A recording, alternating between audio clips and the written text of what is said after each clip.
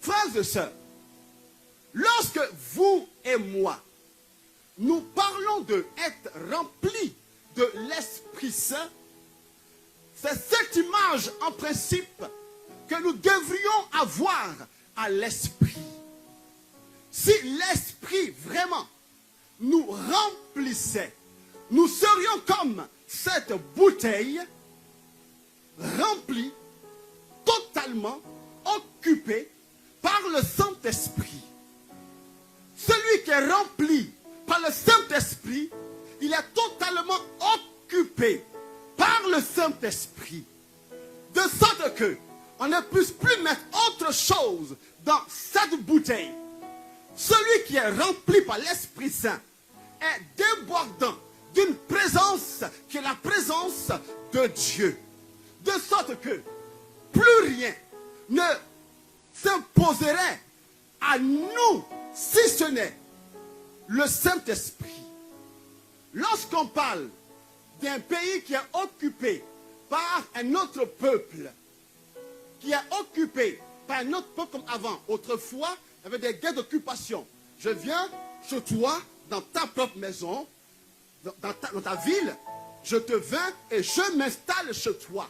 Et depuis ce moment-là, c'est moi qui prends le contrôle de toute ta famille, de ton territoire. Je suis l'occupant. Ça veut dire que dorénavant, ce territoire est contrôlé par ma volonté, par celui qui occupe, par l'occupant. Et ce qui se passe là-bas est dorénavant sous la soumission de la volonté de celui qui l'occupe. Frères et sœurs, bon, attention maintenant, comme je suis gentil. Si nous disons que notre vie est une vie occupée par le Saint-Esprit, cela veut dire que nous sentirions une pression. La pression de celui qui nous occupe, c'est-à-dire le Saint-Esprit. Si vraiment nos vies étaient remplies par lui, alors il y a une seule volonté qui nous guiderait vraiment, la volonté du Saint-Esprit. Et lorsque le Saint-Esprit nous impose, entre guillemets, sa volonté, c'est pour que nous puissions justement vivre de cette volonté. Le Christ, de sœur, a expérimenté cette plénitude de l'Esprit Saint. Et la chose qu'il a vécue était de vivre Jean 4, 34, où le Christ dit que ma nourriture est de faire la volonté de mon Père.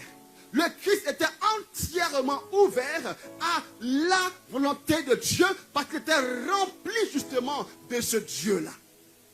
Le Christ nous dit en Jean 8, 29 que le Père qui m'a envoyé et le Père donc par qui je suis rempli d'Esprit Saint ne m'a jamais abandonné. Pourquoi? Parce que je fais toujours ce qui lui plaît. Le Christ était rempli de l'Esprit parce que rempli de la volonté de Dieu. Il avait un seul désir, plaire à son Père. Le Christ dit ceci encore, dans Jean 5, le verset 19-20.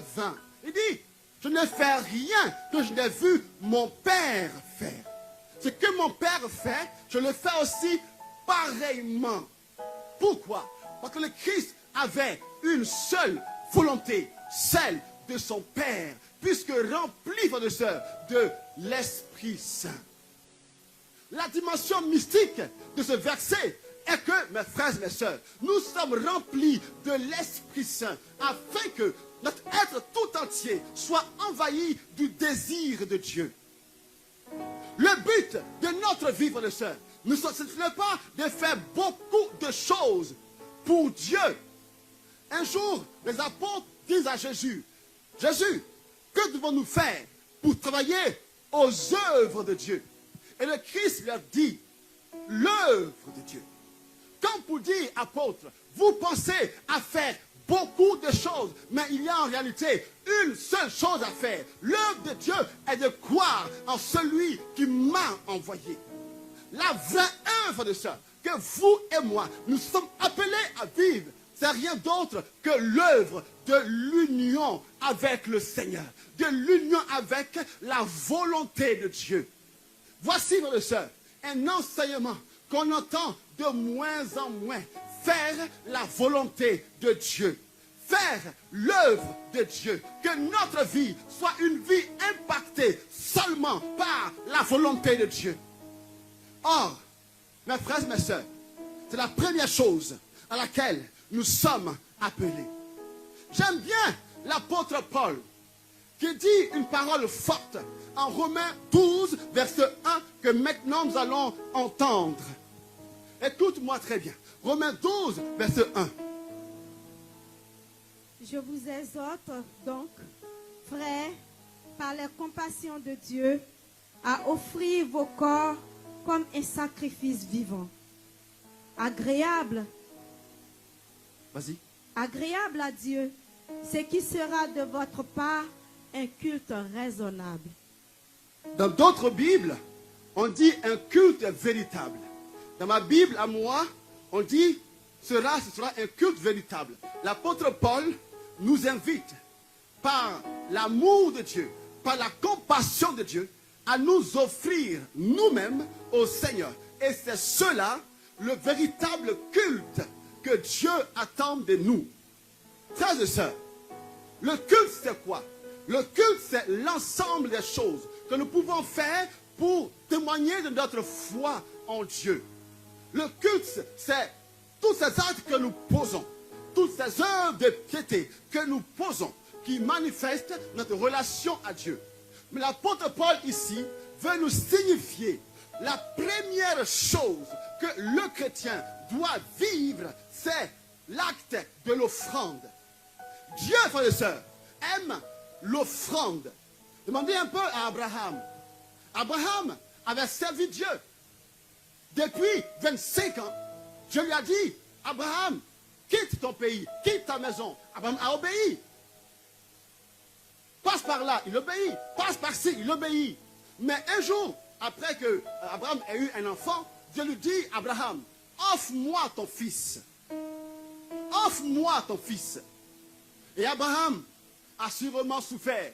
Mais il a dit, Seigneur, je vais vraiment t'offrir mon fils. Et il est allé à la montagne, prêt à offrir un sacrifice, à offrir son fils en Dieu, à Dieu. Et là, Dieu l'arrête et lui dit une parole absolument grave. Dieu lui dit en Genèse 22, le verset 12, Abraham, c'est aujourd'hui que je vois que tu m'aimes. C'est aujourd'hui que je vois que tu m'aimes.